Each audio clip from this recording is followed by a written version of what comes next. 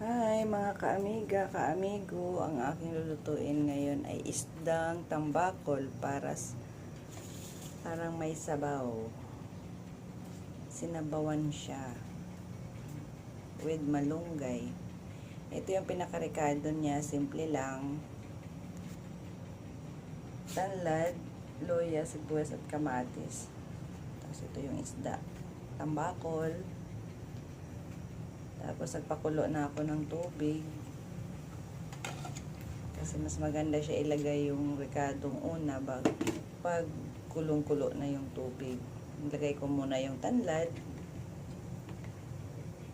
Tapos sumunod yung luya.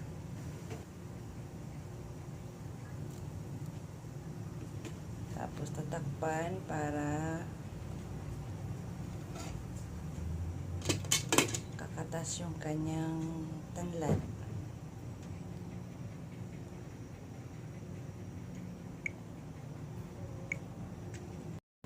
Napakasarap nito. Tapos ilalagay yung kamatis at sibuyas.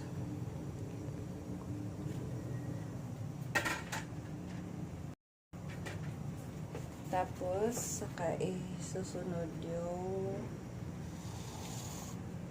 isda.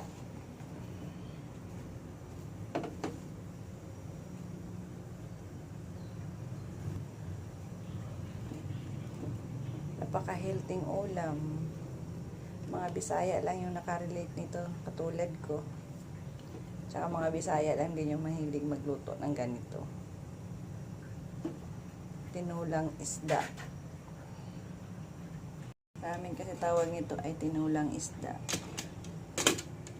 Sa probinsya, madalas naming laging lulutuin. Tapos kapartner ay sinaing na bigas mais. Ang sarap-sarap niya. Tapos panghuli yung malunggay.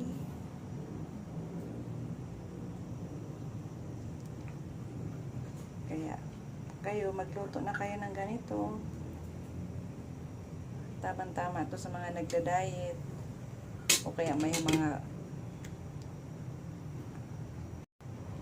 ang sarap-sarap pa naman itong sabaw nito kasi manamis-tamis. Yun yung kanyang lasa. Salamat sa inyo sa panonood sa aking video. Hanggang dito na lang. Malapit na siyang maluto.